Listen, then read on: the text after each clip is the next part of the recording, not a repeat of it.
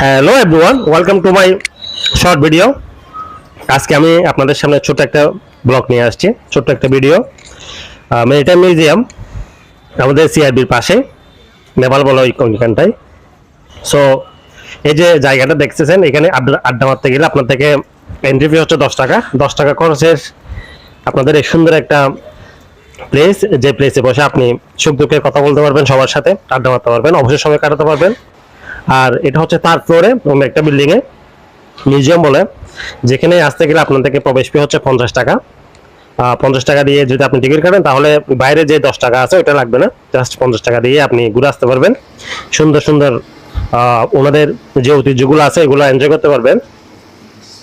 So এক্ষেত্রে আপনার 50 টাকা আশা করি বেশি না, টাকা যদিও অনেক কম, সেক্ষেত্রে আপনাদের জন্য সুন্দর একটা মুহূর্ত ক্রিয়েট করতে পারবে এই যে জাদুঘরটা।